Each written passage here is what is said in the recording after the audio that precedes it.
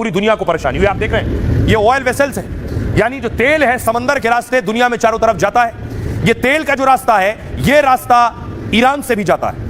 Iran अगर इस रास्ते को बंद कर देगा तो उससे दुनिया में हाहाकार हो जाएगा। कौन सा वो रास्ता है मैं आपको बताऊं जिसे ईरान बंद करने की धमकी दे रहा है। देखिए जरा, ये आप देख रहे हैं, अगर आप देखिए इराक, कुवैत, सऊदी अरब, कतर, ओमान, यूएई, ईरान, इनके बीच में देखिए, इनके बीच में जगह है, इसे कहते हैं स्ट्रेट ऑफ हॉर्मूज। जो आप ईरान के पास देख रहे हैं जगह, ईरान और यूएई आपको जहां नजर आ रहा है, यूएई का समंदर जो है यही है स्ट्रेट ऑफ हॉर्मूज। जो पीले रंग से आपको ऊपर नजर आ रहा है वो यूएई है। यूएई के ठीक सामने ईरान है। बीच का जो समंदर का हिस्सा है वो जो आप गली सी देख रहे हैं वो है स्ट्रेट ऑफ हॉर्मूज। इसे बंद करने की चेतावनी दे रहा है ईरान। और यह समुद्री मार्ग 96 मील लंबा जबकि करीब 21 मील चौड़ा है। इनकी दोनों दिशाओं में 2 मील चौड़ी 2 शिपिंग लेन है और जिन पर ईरान का कंट्रोल है और यहीं पर ईरान रोक लगा सकता है। यह फारस की खाड़ी को ओमान की खाड़ी और अरब सागर से जोड़ता है। इसका बंद होना दुनिया के लिए बड़ी मुसीबत है। अगर आप देखिए कि ये जो तेल का रास्ता है इराक से होता हुआ ये कुवैत और कुवैत से होता हुआ यूएई और ईरान, इस रास्ते को बंद करने की बात कर रहा है वो समंदर का रास्ता। इसी रूट के जरिए खाड़ी देशों को कच्चा तेल की सप्लाई होती है और इसी रूट के जरिए ही अमेरिका को भी तेल की सप्लाई होती है। दुनिया का 26% कच्चा तेल इसी रास्ते से सप्लाई होता है। और अगर ईरान ये रास्ता रोकता है तो कच्चे तेल की कीमतें बढ़ेंगी क्योंकि जहाजों के लंबे रूट के परिचालन में खर्च और बढ़ जाएगा। फिर जहाज इस शॉर्टकट से नहीं जाएंगे, नीचे ओमान, कतर से घूमते हुए जाएंगे। यह कदम दुनिया के लिए तेल बाजार में तबाही मचाने जैसा हो सकता है और इसका असर भारत में भी तेल कीमतों पर पड़ सकता है। भारत 80% तेल आयात करता है, इसमें 40% सप्लाई खाड़ी देशों से होती है। ऐसे रूट बाधित हुआ तो दुनिया के साथ भारत को भी मुश्किल होगी। आइए आपको सुनवाऊं, इस जंग से भी एक दिक्कत होगी और इस जंग के साथ इस रूट को रोकने से भी दिक्कत होगी। महेश सचदेवा साहब क्या कह रहे हैं? तेल का जैसा आप जानते हैं 1/5वां हिस्सा जो भी अंतर्राष्ट्रीय स्तर पर जिसका व्यापार होता है वो खाड़ी से आता है और जो स्ट्रेट ऑफ हॉर्मूज जलडमरू मध्य है उसके माध्यम से गुजरता है। अगर ईरान अपनी धमकियों में इस जलडमरू मध्य को बंद करना की घोषणा करता है या कोई प्रयास करता है तो तेल के दाम, कुछ विशेषज्ञों ने ऐसी भविष्यवाणी की है, $130 तक जा सकता है। ईरान का अगर पलटवार होता है तो उसके आर्थिक और राजनीतिक और सामरिक परिणाम सिर्फ खाड़ी तक ही सीमित नहीं रहेंगे या अमेरिका ईरान संबंधों तक ही सीमित नहीं रहेंगे, इनके विश्वव्यापी परिणाम होंगे। अब सवाल यह है, इस जंग में क्या दूसरे देश कूदेंगे या नहीं, या अमेरिका ने जो करना था कर लिया? एक तस्वीर देखिए, यह तस्वीर मैं आपको दिखा रहा हूं। यह है ईरान के विदेश मंत्री, कल मिले थे एर्दोगन से। एर्दोगन से तुर्की में मुलाकात की थी ईरान के विदेश मंत्री ने। लेकिन अब ईरान के विदेश मंत्री, आपको बताऊं इनका अगला दौरा कौन सा है।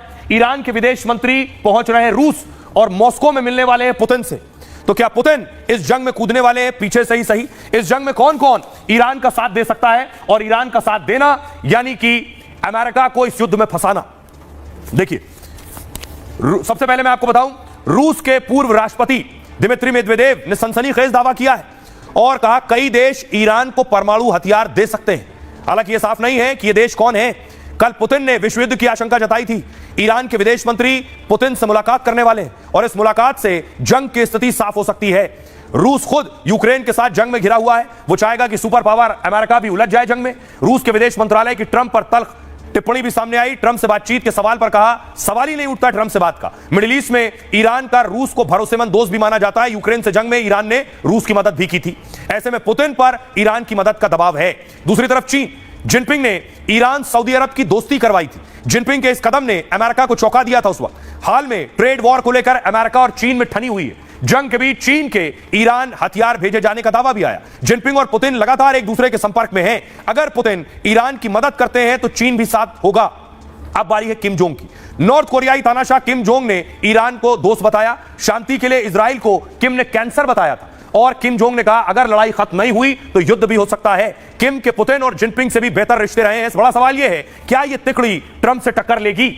और ट्रंप से टक्कर लेगी तो मकसद यह है कि ट्रंप को क्या यह फंसा सकते हैं? सुनिए जरा एक्सपर्ट संजीव श्रीवास्तव क्या कह रहे हैं। चाइना के राष्ट्रपति शी जिनपिंग और रशिया के राष्ट्रपति व्लादिमीर पुतिन के बीच में जो हाल के समय में फ़ोन से वार्ता हुई थी, उसमें भी इसी तरीके का ईरान को सपोर्ट करने के जो सेंटिमेंट्स हैं वो उन दोनों नेताओं ने दिखाए थे। लेकिन मेरा ऐसा मानना है कि चाहे वो रशिया हो या चाइना हो, वो दोनों इस पूरे युद्ध में कोई डायरेक्ट इंटरवीन करने से बचेंगे। दोनों ही राष्ट्रों की तरफ से, चाइना और रशिया की तरफ से जो बयान आए हैं उसमें डी एस्केलेशन को करने की बात कही गई है, शांति को स्थापित करने की बात कही गई है। और इन दोनों राष्ट्रों के बयानों से ऐसा बिल्कुल भी प्रतीत नहीं होता कि वो किसी तरीके का डायरेक्ट इंटरवेंशन इस पूरे इजराइल, ईरान और अब यूएस भी इसमें शामिल हो गया है, तो उसमें करने की मंशा वो रखते हैं। लेकिन इसमें कोई दो राय नहीं है कि चाइना और रशिया का जो सपोर्ट है वो बयानों के स्तर तक ही अगर देखें तो वो ईरान के साथ है।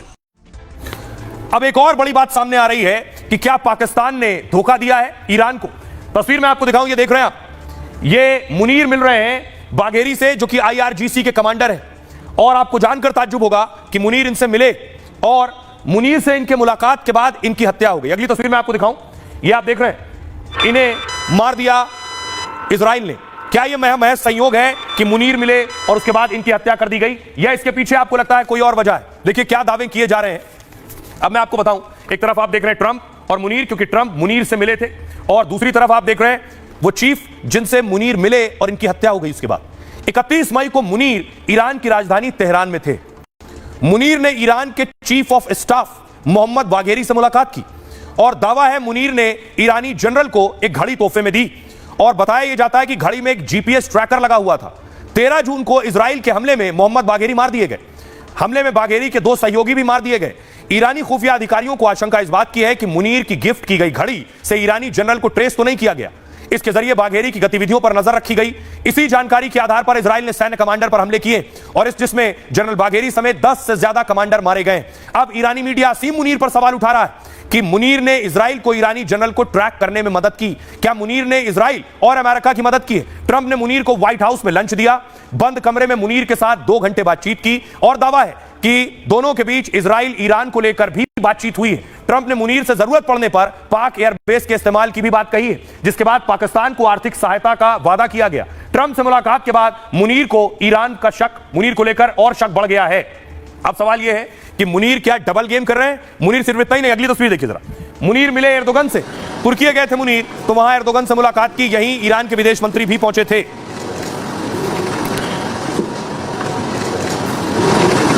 अब आपको बताऊं, अगली तस्वीर देखिए, ये हूती ने तस्वीरें जारी की। हूती की तस्वीरें आप देख रहे हैं। हूती कह रहा है अब वो भी हमले करेगा, वो भी जवाब देगा।